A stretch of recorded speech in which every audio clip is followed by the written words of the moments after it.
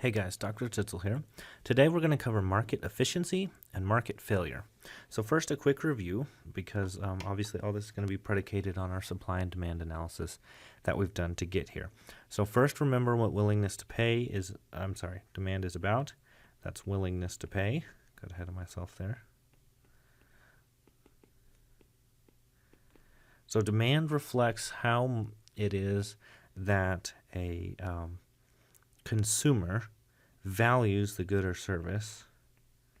So value to the consumer. And remember that this is those same ideas as we've met before, subjective and marginal. And this is important because it's always tempting to think of things having these intrinsic value, and they do have intrinsic value, but what intrinsic value means is value that is fundamental to the way that humans interact with a particular good. So even intrinsic value is still fundamentally subjective and marginal. A good way to think about this would be if we were stranded on a desert island, we would have intrinsic need for water, and that value would still be subjective and marginal. It's just that everyone in that case would have the same sort of roughly the same, or probably actually quite similar valuations of that. But if you offered me a bottle of water right now, I might take one. If I offered you one, perhaps you've just had breakfast or lunch or dinner and you don't need a bottle of water. So just remember that that's how value is and how it relates to our willingness to pay. So what supply then? Remember, that's our willingness to accept. And this is based on cost to produce. And cost to produce, of course, reflects the alternative values of the inputs. Okay, so all things that we've said before in this class. Alternative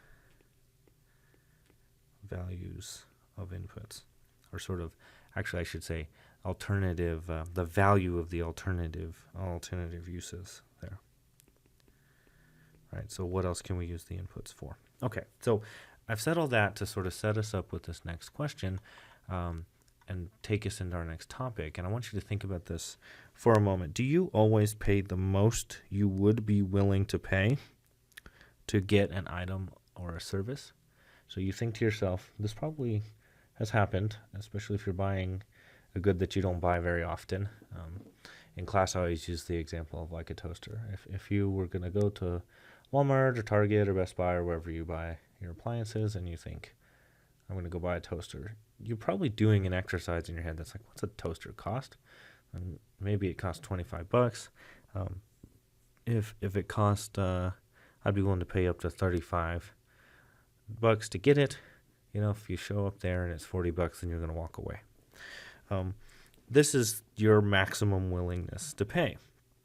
So economics captures this idea with an idea that we call surplus. Surplus comes in two forms.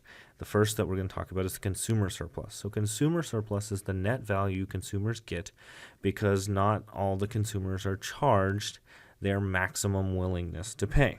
Okay, let's consider a point here. So if your valuation is here at point A, that means you'd be willing to pay, I don't know, whatever we said, $40. $40, okay? And you get there and the toaster is $25. If it had said $40, you'd have bought it. That's what the $40 number means. Okay, so some of you are thinking, I wouldn't pay $40 for a toaster. That means you're somewhere else on the curve. We'll get to you in a minute. But some of you are out there thinking, okay, $40, that's the most I'd pay for a toaster. Yeah, better be a nice toaster, I guess.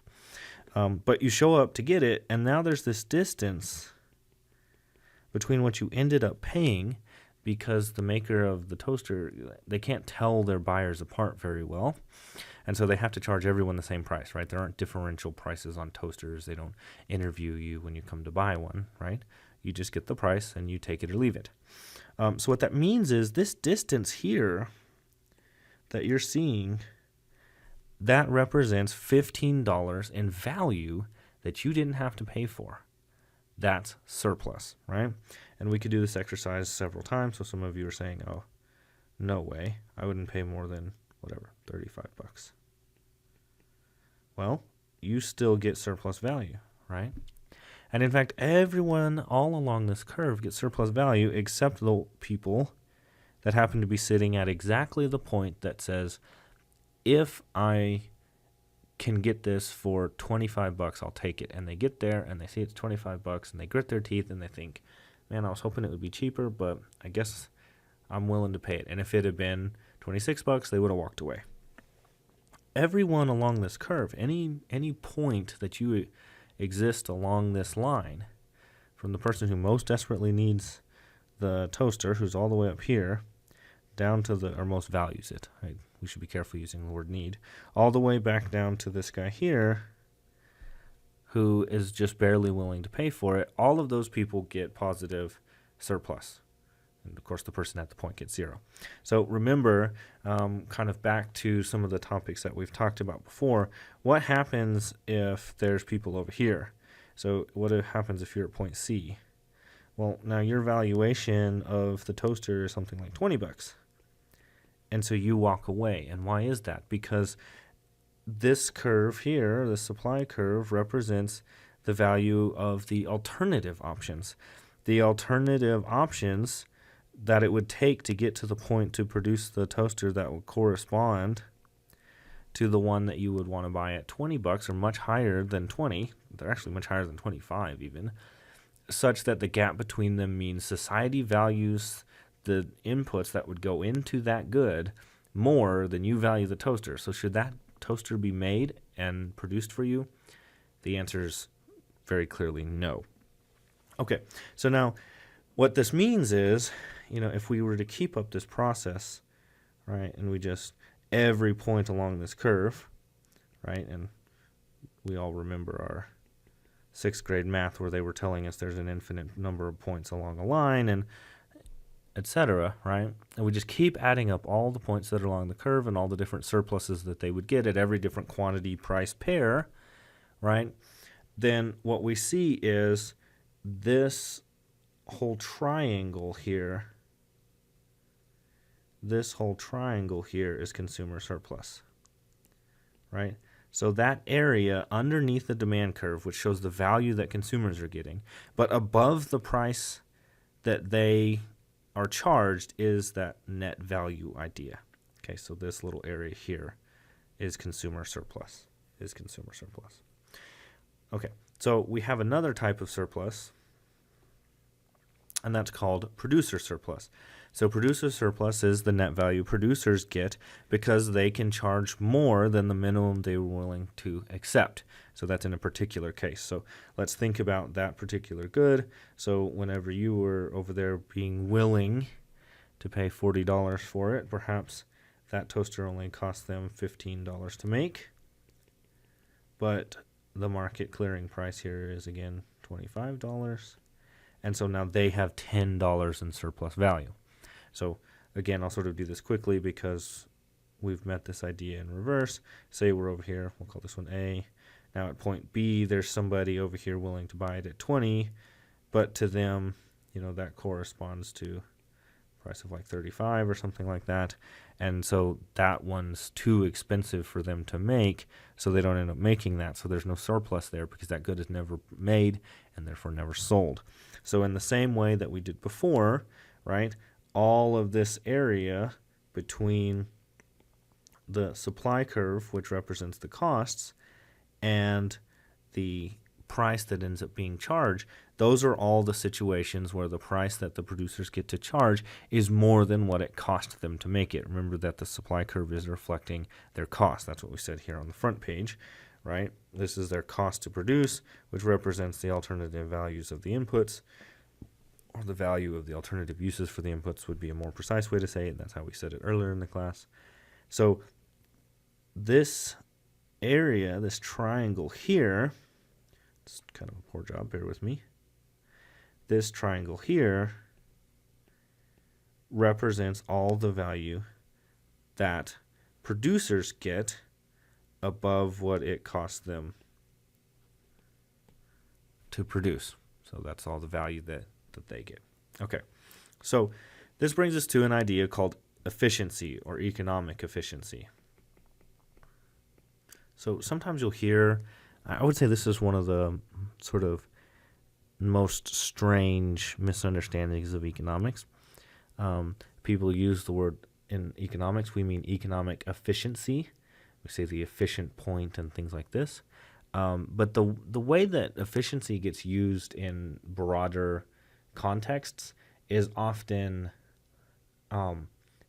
doing things without waste, right?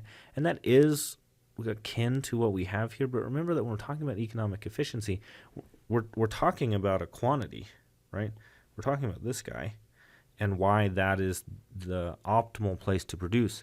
And so when we say efficiency, I think it gives this like one-sided idea.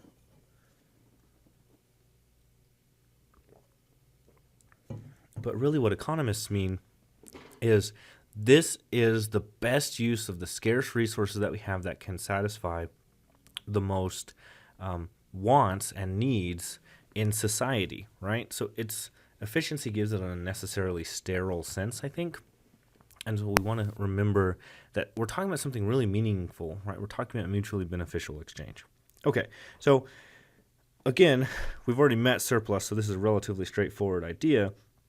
We're just taking that consumer surplus and putting it together with the producer surplus. So all the benefits, remember, when we sold, say, this item here, in fact, let's go ahead and make this point.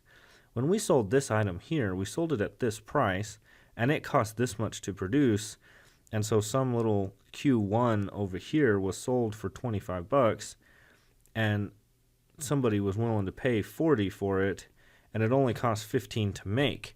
That means in total, right, society actually benefited of the difference between 15 and 40.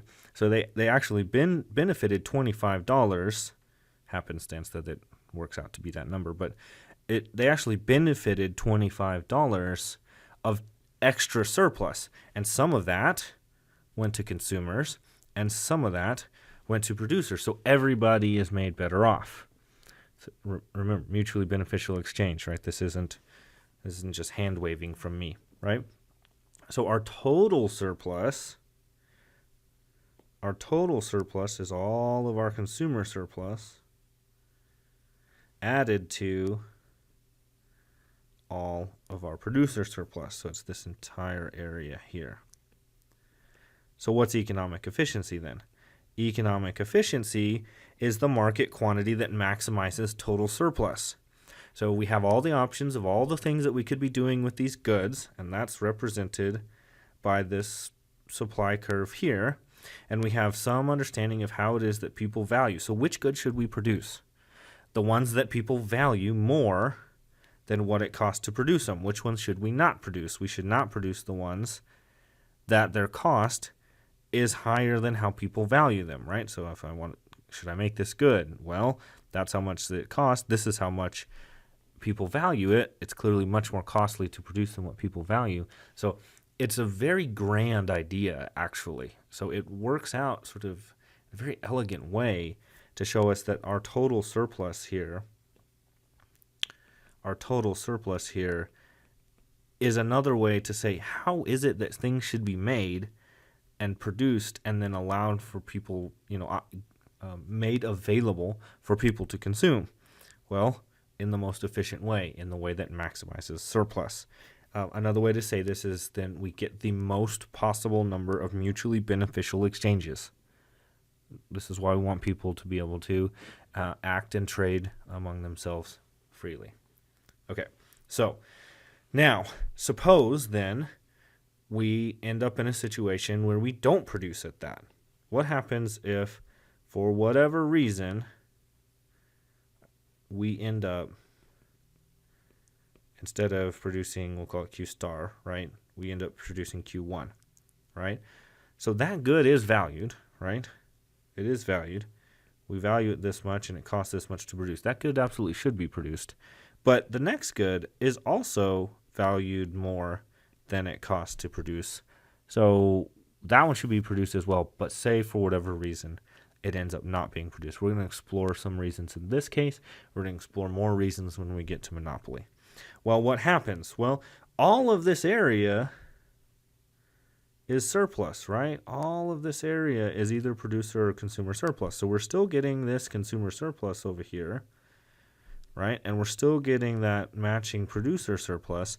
But now this area would have been surplus as well, but it's lost because those goods are never produced. If they're never produced, they're never made available. They're never exchanged between producer and consumer. And so we end up losing that benefit. So this area here, in the same way that we could add up surplus before, we can say there's your lost consumer surplus, right?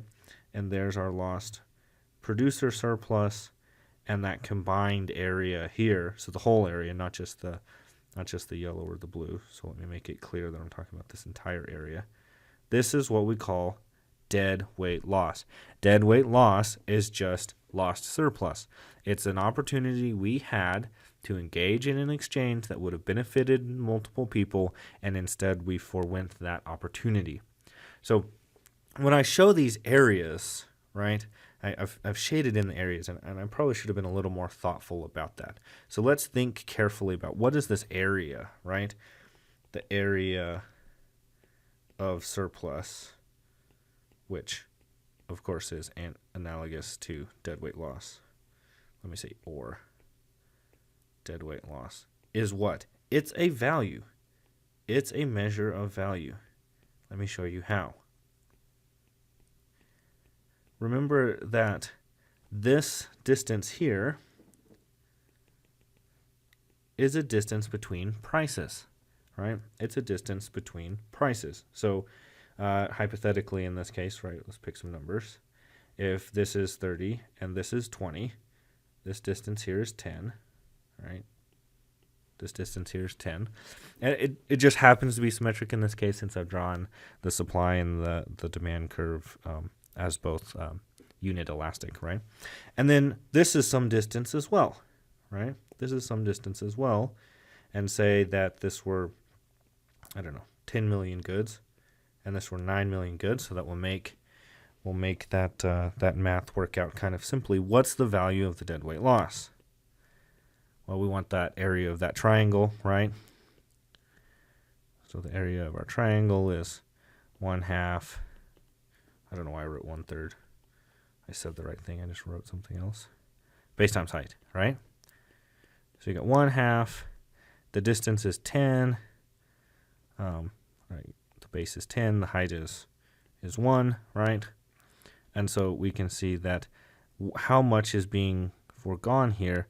We're saying this is $5 million worth of value that's foregone. There's value out there to be had that we didn't get because we didn't produce the optimal number. Okay, so remember I said this whole idea about surplus is actually really grand. Economic efficiency is not a sterile idea. It's saying let's get the most value to people that we can. And remember that we're capturing value in dollars here because it gives us a way to measure it. If we were in a macro class, I would talk about money, and one of the purposes that money serves is to help us measure things, right? But there's almost another element there where we're valuing these things.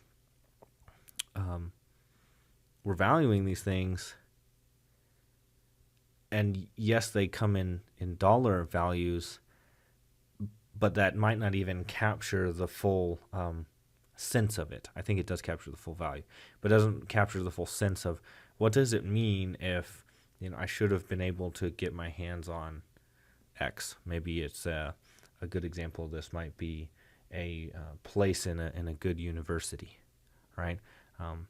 You guys are all fortunate enough to be going to school, but what if the amount of enrollment opportunities were artificially limited at school at a university? Well, some people wouldn't get to go.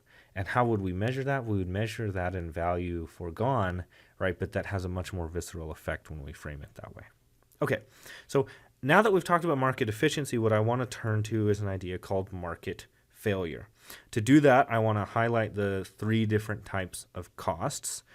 The first is private cost. So this is cost paid by a consumer or a producer, right? So either a price to acquire a good or service, or the costs involved in acquiring the inputs and then putting the inputs together.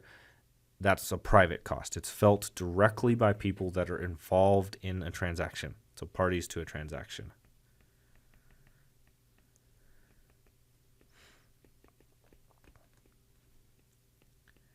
Or parties to an exchange.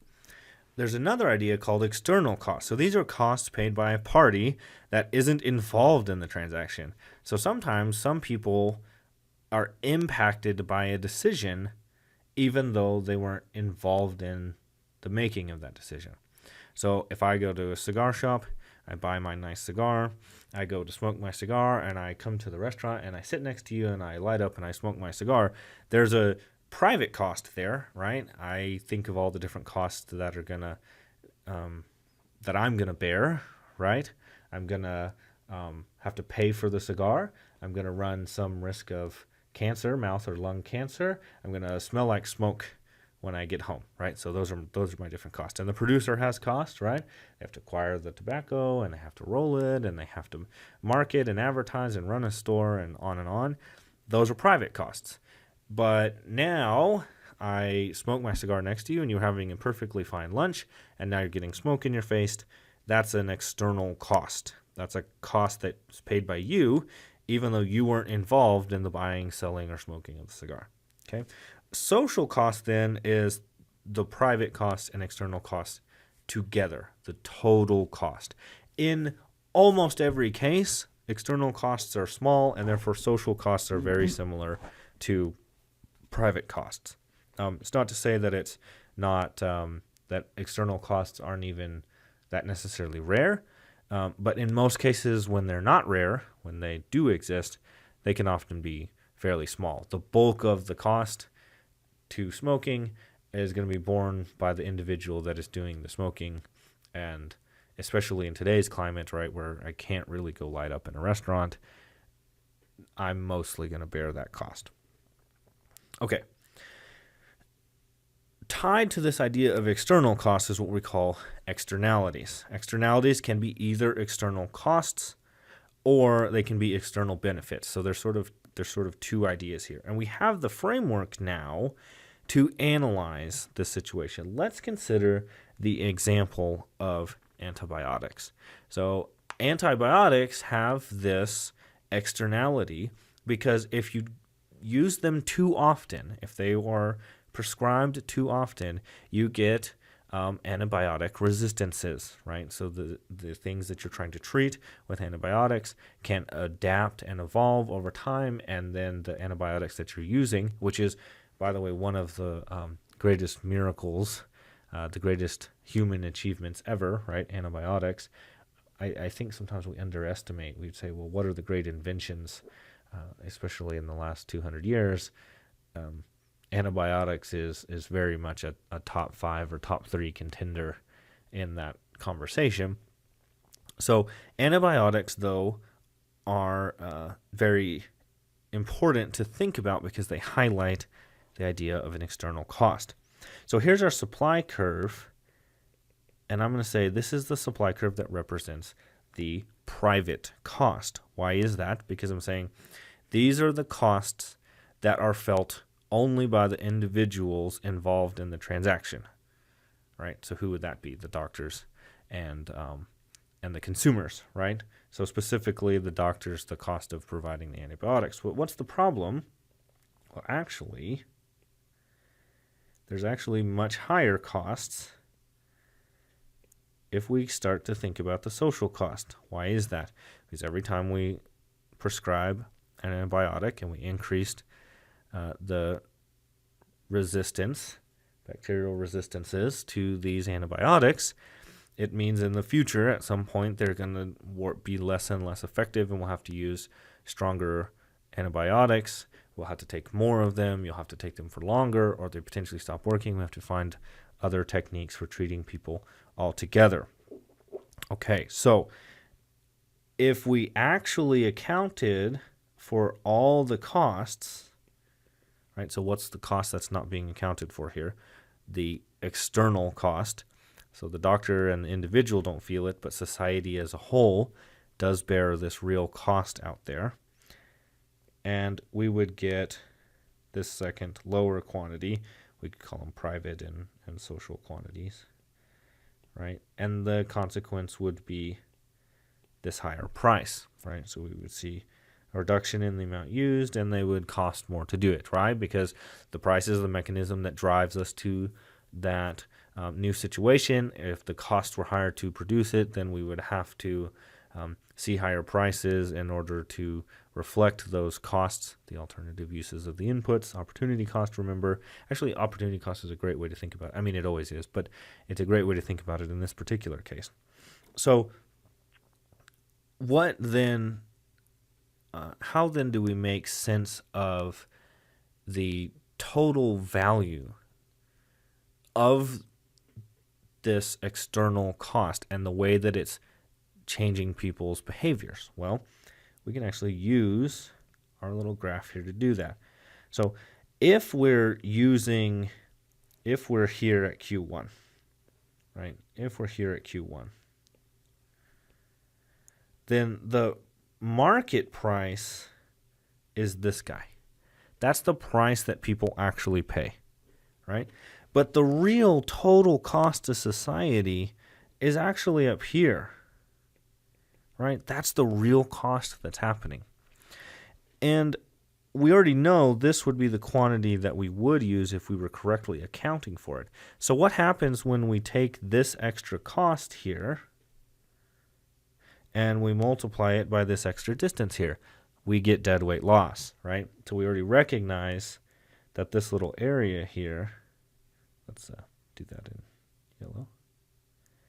This little area here is a measure of the value, the extra cost that society is bearing because we're using antibiotics without considering the total cost to society. You probably have heard this story, right? If you've talked to anybody in these medical fields, they know about this and they bring this issue up, but they don't have any solutions for it. And the reason is it's an external cost. There's not incentive for any of the individuals involved to do anything differently because they're only reacting to their private cost. But there's this large social cost, external cost, which makes the social cost higher than the private cost. Okay, so we have a very neat way to kind of understand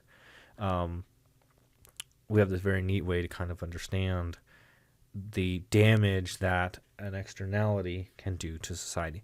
There's lots and lots and lots of examples of external cost. Pollution of any type, right?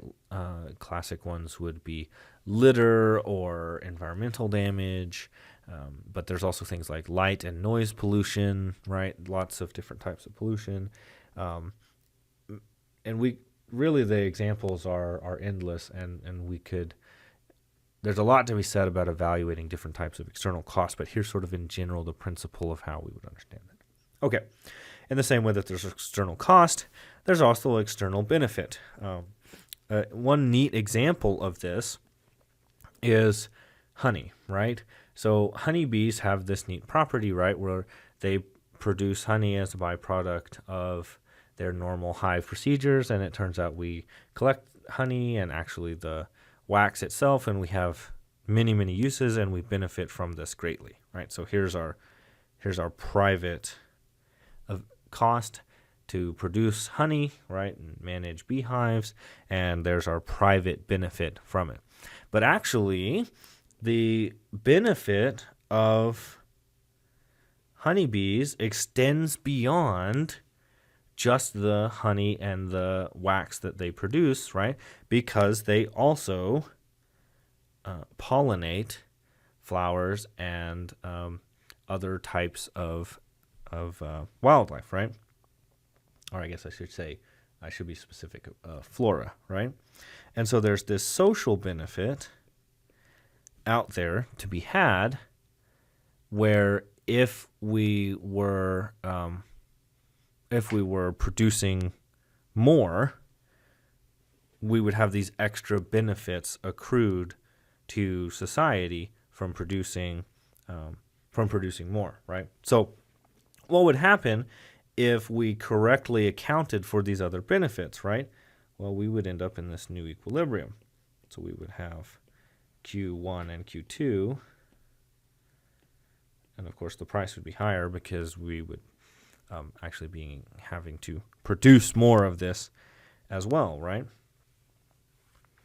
So there's this value then to society that if we only produce here and don't produce there, that we're actually foregoing, right? Because if we went and produced at the amount that we should be producing, there'd be all these other benefits, and we're not getting those benefits, right? So how do we observe that? Well, sort of obvious, you guys have already seen this.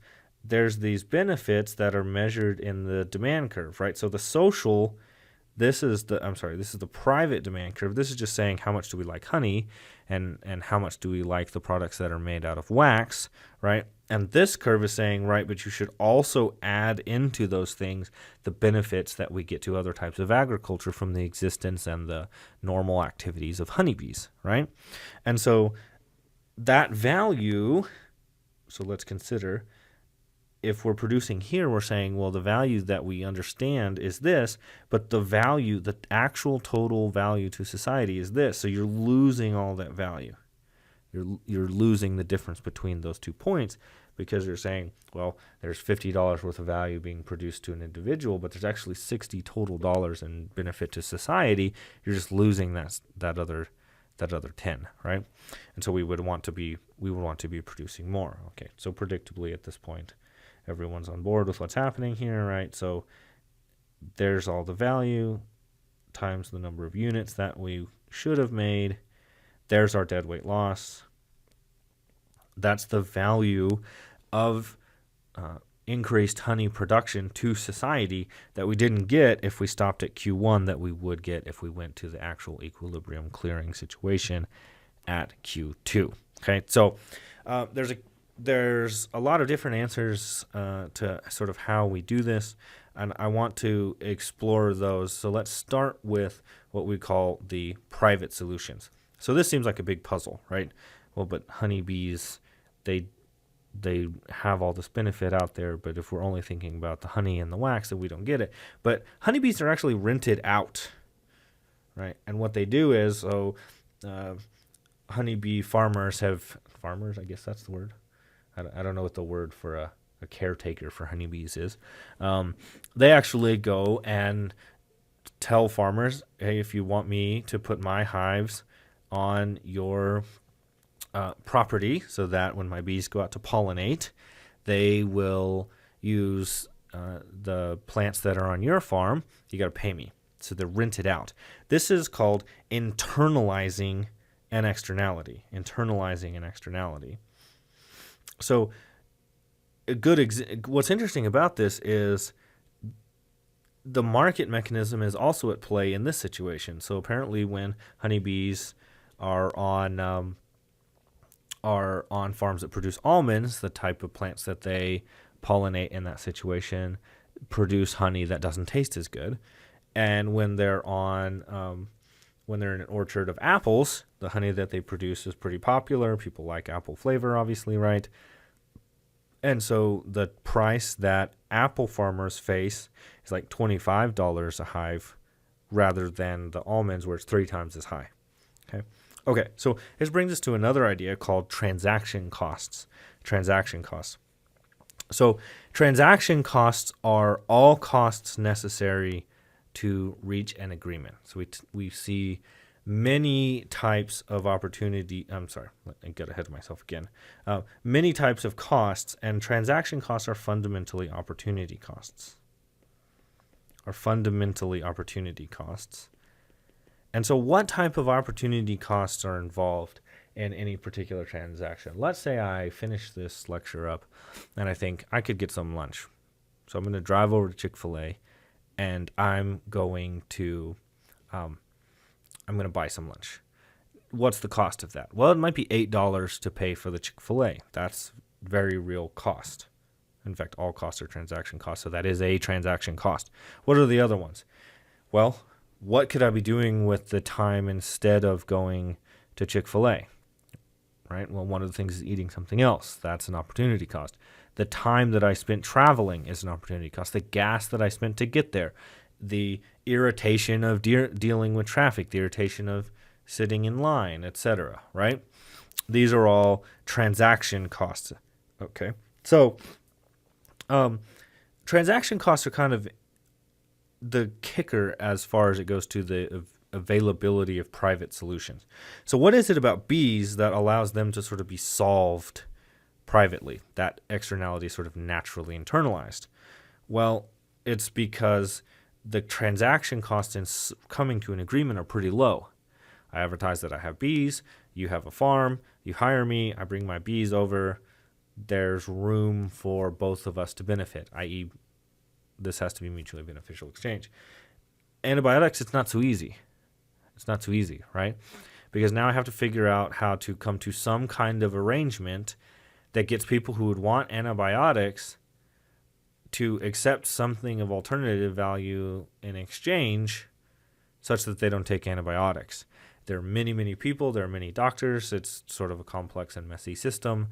I would also point out that there's a gigantic transaction cost in terms of the regulation and oversight in medical facilities, so it's hard to, or the medical field in general, so it's extremely hard to come to these type of agreements. But just the diffuse nature of the consumption of the good probably discourages coming to a solution.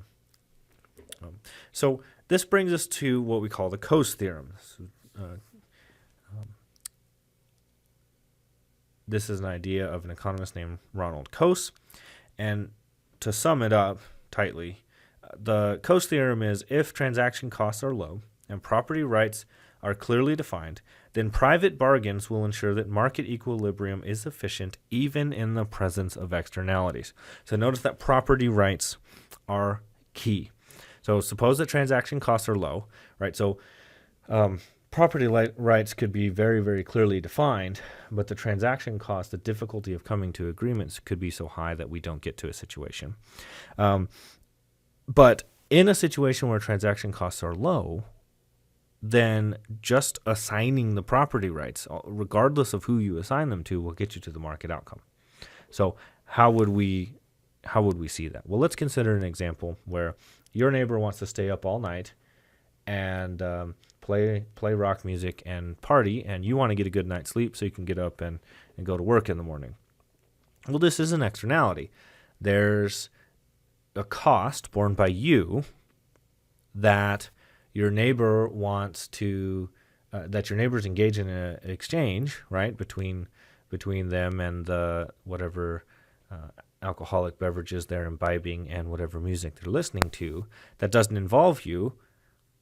And there's actually an externality on them as well, right? Because if you weren't wanting quiet is also an externality imposed on them, then they would be able to party without affecting anyone, right? So we tend to think of whoever is actually doing something is upsetting the default, and therefore they're the one imposing the externality, right? But my daughter just got a piano, so she's wanting to learn piano. So we have basically one rule. You can play piano whenever you want, except when the baby's sleeping, because we have a 5-month-old baby. So she wants to go and bang on the piano. If she does that, then she wakes up the baby. She's imposed a cost on him, right?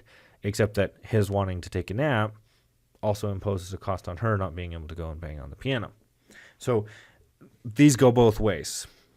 I think it's reflexive to sort of think of whoever's doing something must be imposing the cost, but whoever's asking for quiet is also imposing a cost. Now, how could we solve this? Well, the transaction cost between you and your neighbor would be very low. There's only two of you involved. Should be pretty easy to negotiate, assuming that one of the transaction costs isn't that you hate each other's guts, right? So if I come along and you guys, sort of agree to abide by my ruling, I'm a mediator, an arbitrator or something like that, and I say, I'm going to give you the property, right? And your neighbor now is violating the quietness that we want to have in this neighborhood, which is owned by you. The problem is solved. And you're saying, well, how is it solved? Well, suppose that they really, really, really value being able to party, and you kind of value being able to get a good night's sleep, right? You say, well, I, would pay $100 a night in order to have good sleep. But these guys love to party. So they say, we'll pay $200 on top of the cost of everything it is that we're doing. Like, we're really here to live the lifestyle. And so they say, we'll give you $150 if we can party, and you won't be able to say anything legally against us. You write up a contract. This externality is solved. Why? Because the transaction costs are low and the property rights are clearly defined. Now, if I come along and I do it the opposite way, what happens? Well, they have the property right now, but they value it more. So you go to them and say, I'll pay you $100 if you guys will just be quiet, right? And they say, no, it's got to be at least $200. And you say, sorry, that's not going to happen. The same exact outcome as before. They're partying and you're dealing with the noise, right? But there just hasn't been any transaction happen, right? So either way, we get the equilibrium outcome. So what's the difference there? Well, the difference there is rooted in what we call the invariance principle. So the invariance principle says, in this case, the resource will end up in the same hands, but sort of who it is that benefits will be determined by who initially has the property right. It's called the invariance principle. So just a very cool way to say, if you have property rights and low transaction costs, then it doesn't matter who initially has the resource, that the outcome will be invariant. It won't change. So let's say that it's the opposite way of the story so that we can sort of wrap our head around it. Let's say you value a good night's sleep at $100 a night, and they value the partying at $50 a night, right? If you get the property right, they're going to come to you and say, we'll give you $50, and you say, it's got to be $100. They say, it's not worth it. You get your quiet night's sleep. What if they get the property right, though? Now they're over there partying, they're having $50 of fun every night, and you go over there and say, I'm willing to pay $100 to get you to be quiet. And they say, well, we value this at $50, and you say, okay, I'll give you $75. Now you actually get $25 worth of surplus value, and they get $25 worth of surplus as well, because they'd rather have the $75 than they would party. Now, in reality, how would this work out? Well, Monday night and Tuesday night might be different than Friday night. So if we assign these property rights, the contract could be infinitely complex, right? We know this because there's all types of arrangements that happen. If I want to take my son to a baseball game, if I go on Tuesday night, it's going to be kids get in free and I pay $2. If I go on Friday night, it's going to be I pay $10 and I pay $8 for the kids, or whatever the prices are. It highlights that we want to remember that human ingenuity is an enormous thing, and we want to give that the kind of respect that it's due. Okay, what about government interventions? Well, there's several types, right? One is command and control. I need not reiterate this too many times, but we've learned several things here. But what is command and control? Command and control is the idea that the government comes along and says, no playing music after dark, right? This would be like the dormitory answer, right? It's quiet hours, which is kind of silly because the time for partying overlaps with the time for studying in some cases, right? And if we just assign property rights, we could solve that. But the command and control intervention doesn't leave any room for actually translating the property rights or dealing with the transaction costs, right? So command and control has several sort of obvious problems, right? There are no solutions. There are only trade-offs, right? Intentions are not results.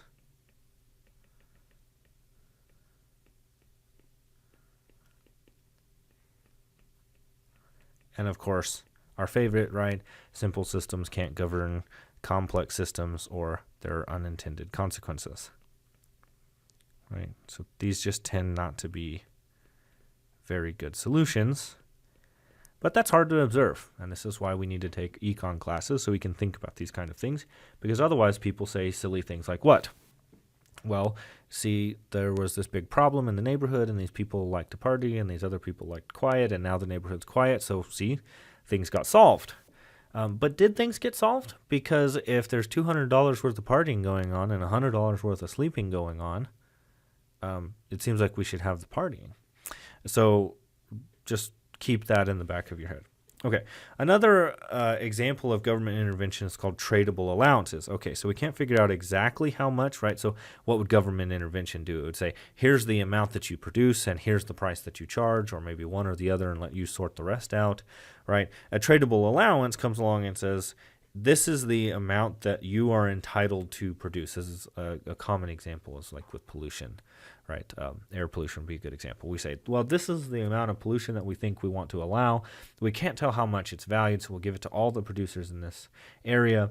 And suppose you and I then are producers that have some kind of byproduct that's considered pollution, and you have a good way to get around it, right? Maybe we've both been using the rivers to transport goods, but the boats that we're using, they have some of their fuel exhaust goes into the river as they're going, and so we think this is causing detriment, right? But maybe I'm really close to a highway and you're really far from the highway, so you really need the river, whereas I can use the highway or the river to transport my goods, right? Well, if they give us tradable allowances, then I'll just sell you my right to use the river and I'll use the highway, as opposed to saying neither of us can use that, and maybe they just put you out of business. That's a trade-off, not a solution. And now I am just a monopoly in producing whatever it is that we're producing, right? So that's one way. Another is a Pigouvian tax. A Pigouvian tax is named after famous French economist.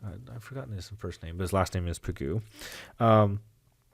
And his idea was basically you try to match the tax to the value that is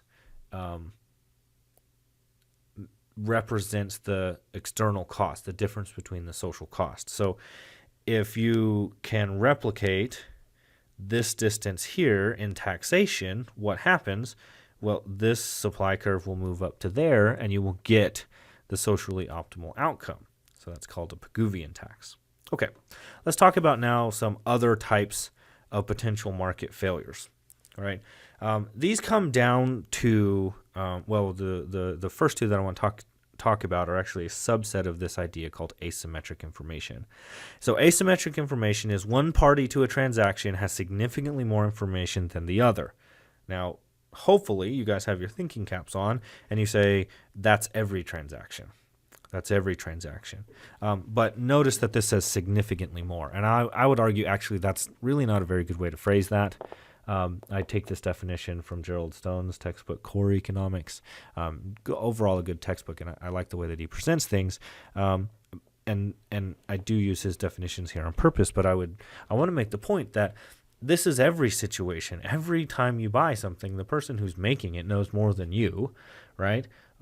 And then in other situations, when you go to buy something, you know more than the person that ends up selling it to you, right?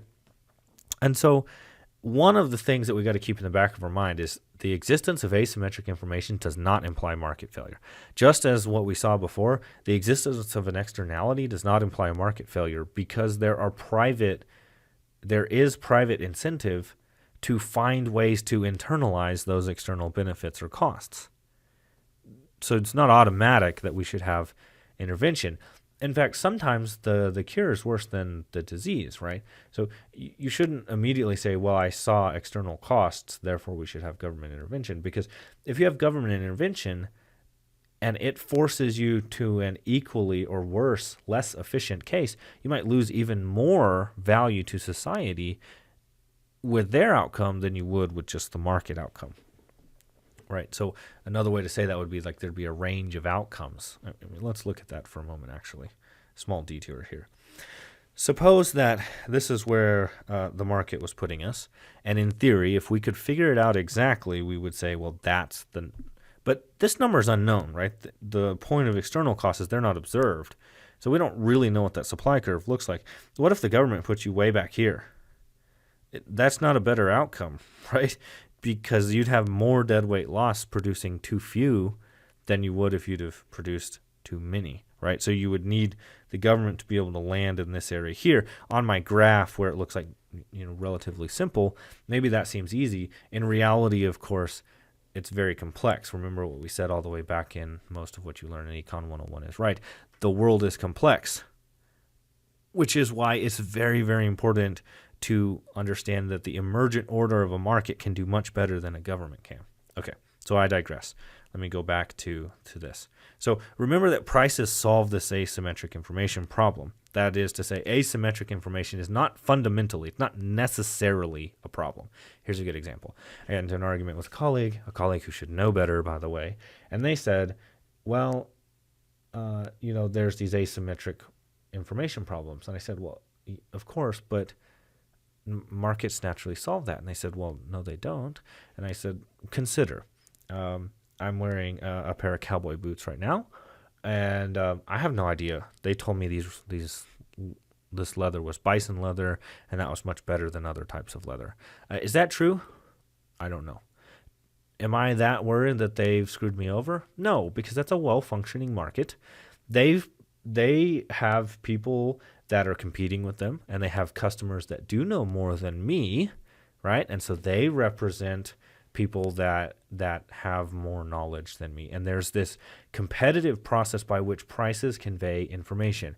So you're saying, how is it that you're confident that you're not being sold bison leather when it turns out it's just regular old cow leather? Well, the answer is the prices convey information in this process. It's not that I know because of the price. It's because if they weren't doing it, suppose that they were cheating me, right? What would their competitors have incentive to do? They would have incentive to out them, right? And they would say, wait a minute, if you're producing, if you're producing this leather, suppose bison's more expensive than cow, and you're selling it at $400, but it's really only cost $200, should only cost $200, and you're charging more. Well, I can undercut you by even engaging in the same tactic and just charging a little bit higher price, or using the cow and charging an even lower price and selling it as bison, right? Because there's a big gap between 200 and 400. So the competitive process, remember, that imparts discipline that is a regulatory force, right? When we hear regulation, we're always thinking of what? We're always thinking of like government top-down regulation, but competition is its own form of regulation. Okay, so I'm saying, remember, prices convey information. Prices solve the asymmetric information problem. You don't have to know how it is that a combustion engine works in order to buy a car. Hopefully it sounds obvious when I say it that way. And it's not necessarily a problem. So when might it be a problem?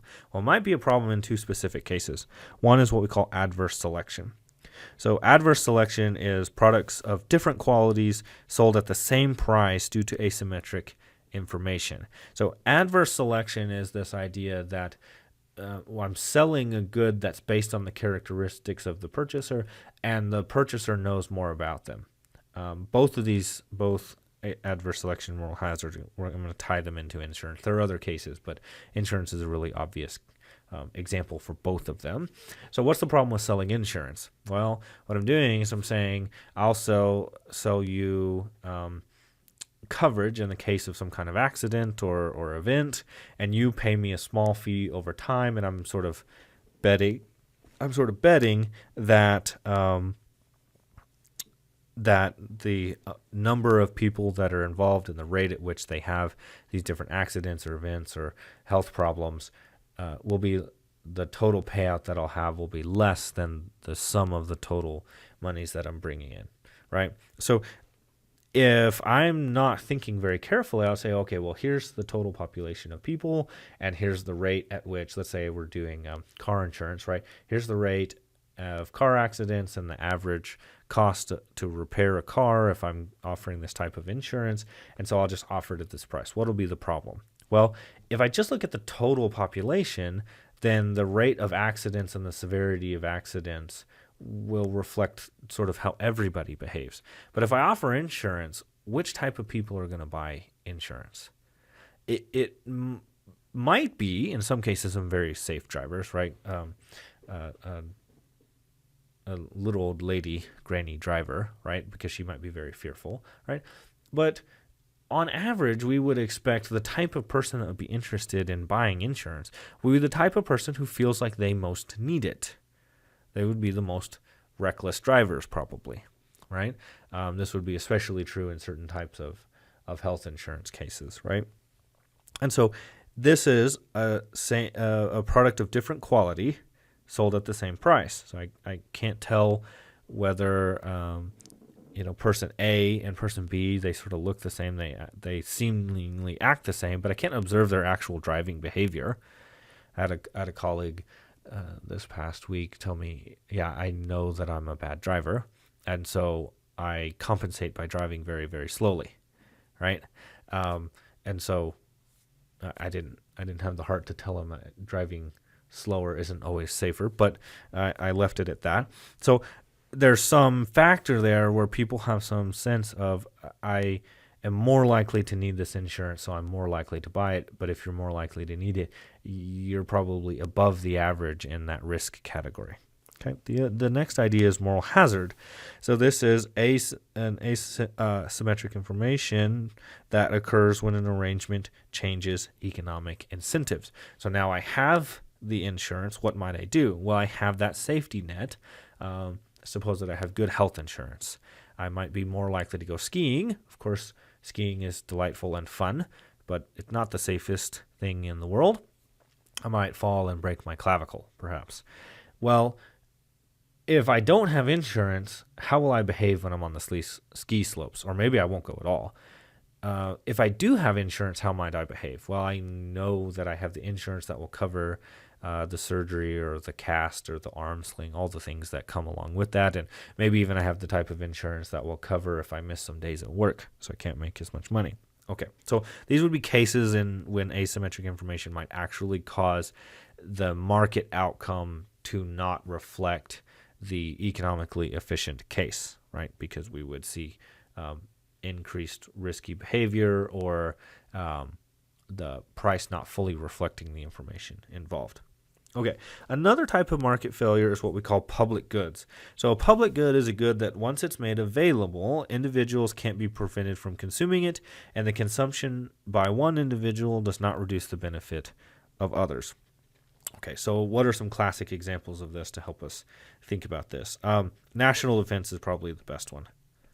National defense. So if I produce an army and an attack is coming and I fend off an attack, right? It's not like I can very easily say, well, House 101 Main Street paid their taxes, so you can't attack that house, but House 102 Main Street didn't pay their taxes, and so you can attack that house. You kind of have to protect all or nothing. Now, maybe this has some sort of regional differences or we could think of some convoluted example. But in general, right, if we're going to produce something, we're going to produce national defense, it's very difficult for us to prevent people from accessing the benefits of that. Okay, so I can't exclude them very well. That's obvious, right? Because if they all live in the country, I'm protecting the country. I'm protecting everybody in the country, whether or not they paid for it. In this case, they pay for it by taxes. And the fact that I prevented a nation being attacked the benefit isn't dependent on how many other people benefited, right? Because the fact that your house was protected doesn't reduce at all the fact that my house was protected as well. Okay. Another one might be radio, right? So this used to be a really good example, but of course now with SiriusXM and these other types of things, they have figured out different ways to it kind of exclude you from it, right? But they produce radio And once it's out there, it's pretty difficult to stop people from picking up radio waves. And if the radio's on in my car, it doesn't weaken the signal in your car, right? So radio's a classic example of a public good. Okay, so these two criteria that I'm talking about are called excludability or non-excludability and rivalry. So whether the good is rival or not rival. Now, obviously, because we have these 4 different criteria, we sort of have different groups of products, right? So if we're talking about rival and excludable, we call those private goods. I can prevent you from getting it, and if you pay and then you get it, then it affects the benefit of others because you have that particular unit. A good example of this would be like a candy bar. So how do I prevent you from getting it? Well, there's a physical item, and you go into the store, and the store sells it, and if you want it, you got to pay for it. That's excludability. If you go and you buy the candy bar, and then I go and show up, there's one less candy bar for me to get. Okay, so almost every good fits in this category, right? Like we have to think of kind of special examples of a situation where a good is not rival or not excludable. Okay, and then of course we talked about public goods, right? So national defense, radio, etc. These are examples of. I think national defense is really probably the best example here. National defense is an example of something that is both not excludable and non-rival. That's a public good. Okay, but now some goods are not excludable but rival, right? So they're rival, but they're not excludable. We call those common resources, common property resources, right? So a common property resource is like owned by nobody or owned by an entire community, and everybody has access to it. But if we use it, it affects others. A good example of this is like land, like maybe a commons area. It's a grazing area. We can all access it because we're all in the community, but if my cows are grazing on it, that's less grass for you to get. This leads to an idea called the tragedy of the commons, right? Which is another really classic example is fish in the sea. Nobody owns them, right? But if I go and fish them, every fish that I catch is a fish that you can't catch, and this leads to a problem, right? And we call this problem the tragedy of the commons. And it's because the cost is not borne by the people who are getting the benefit, right? Because those aren't my fish, and so by depleting them, or they're not completely my fish, so by depleting them, I'm not really feeling the cost of them. But every fish that I catch is completely beneficial to me and only me. Well, what does that lead to? Well, the benefit of catching another fish is almost always higher than the cost to do it, right? Until I've spent all my hours and just have this very high opportunity cost, because the normal boundary that I would get from owning a resource, right? If I owned a pond and it had a bunch of fish in it, and I wouldn't want to fish them down to where they couldn't reproduce and just kill them off, because I would like for them to reproduce, and then I would like to have more fish next year, right? There's that stream of benefits that I would get from owning a reproducible resource. Okay. And then some things are excludable, but non-rival. Excludable but non-rival. So this would be a situation where I can sort of keep you from accessing it, but your particular consumption of it doesn't affect others. Like maybe SiriusXM would be a good example of this, right? I can exclude it, no problem, but the fact that you're using that service doesn't affect me. Television might be an example of this, right? Where very easy to exclude, but there's just no rivalry. Digital goods always fit in this category, right? Digital goods I shouldn't say always, almost always fit in this category, right? I can exclude you from having access to a song, but the fact that you have access to a song doesn't change the fact that anybody else has access to a song. So what's wrong with public goods? Well, public goods run into the free rider problem. So the free rider problem is when the benefits of a public good are enjoyed without paying for that good. So you can get a free ride. So the problem with a situation where you have a public good and a free rider problem is then that not enough of the good ends up being provided, because we would end up with a situation where we would provide more of this good if the amount of, say, revenue in this case is collected for it. We're implying the need for a higher level of it, but because people can get some benefit, because the benefit is equally divided among the cost and the benefits are equally divided among people, then you end up with not enough of the good being provided. Okay, so final word on market failure. So really we started with market efficiency. So market efficiency, right? This is a big, important idea in economics that talks about how is it that we get the most use of our scarce resources given the constraints that we face. And then that sets us up for a situation to talk about a few cases when markets don't fail. But I want to make this point. I want to reiterate it. Markets usually work. That is the default setting. We should believe in markets and prices and the market process.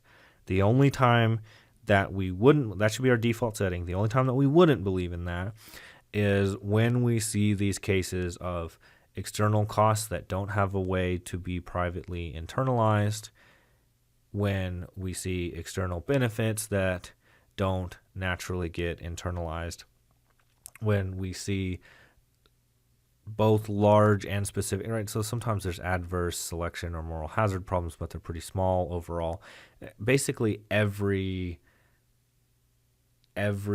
job has some type of moral hazard, some type of principal agent problem involved, right? Where they want to pay you and they want you to do a certain type of work, but you want to receive the money. You don't care about whether the job actually gets done. That's not quite true, but you care less than they do. So the incentives aren't perfectly aligned. That doesn't make for a market failure, right? It's still that your incentives are mostly aligned and the moral hazard is very small. So in general, the outcome is pretty straightforward.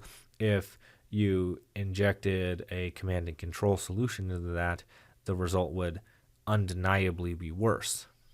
So, and then of course the final situation being in a case where we have a public good. And as you saw, as we were going through this just now, it's hard to think of really specific cases that are public goods that would just be an obvious situation where you have non-excludability and non-rivalry, and it just can't be the case that the public would produce this, or that private companies would produce this, because we'd have these huge free rider problems. Maybe as a quick aside to close this out, I'll say that roads are not public goods. It's one of my favorite things to talk about in my classes, because we think of public goods and we often think of public goods as anything that's being publicly provided. So if a government produces it, it must be a public good, and that can confuse our thinking sometimes. We want to be very careful to understand that a public good is a situation where we have that excludability, right? And we have non-rivalry, right? But roads are excludable. You're saying, well, how would you know this? Well, we've all been on toll roads. Pretty easy to cause you to have to pay for a road, and if there were more need from that, especially given the technologies we have today with radar systems and chip reading and all of these type of things, it'd be really easy to have pay by the mile, pay by the access, pay by the minute. Who knows? There'd be lots of pricing schemes, I'm sure. And of course, they're rival, right? Because if I have a candy bar, you can't have it. But if I'm listening to the radio, then it's not affecting your consumption at all. It's pretty clear that roads are mostly, they're actually what's called congestible, is the word economists use. Congestible. And all I mean is traffic. So congestible is the broader word. And by that I mean traffic jams, right? Traffic and traffic jams. So if you and I are the only two on the road, then yeah, it's more or less I don't impact you, right? I mean, we still can. There's been lots of examples of accidents throughout history that have happened when, there were just two cars and they had no business running into each other. But we know that they're rival. We know that they're rival because we've all been stuck in a traffic jam, and we're cursing at our steering wheel because we're stuck in traffic for an extra 10, 20, 30 minutes, or hopefully not an hour. But sometimes it happens. So it's pretty obvious then that roads are not a public good, because you wouldn't have any such free rider problem there, because it'd be easy enough to make people pay for whichever benefit it is that they're getting, and they end up being non-rival. Notice that when we said a moment ago that an excludable but non-rival good is like a club good, those things can still be privately provided. So really it's the excludability that we're hung up on, and it's pretty easy to see a case where if roads were a private production, that there could be a pretty clear way to extract the payment for them. So I'll leave you with that thought. Roads are not public goods. You can take that to your next lunch conversation and have your friends argue with you about the nature of roads.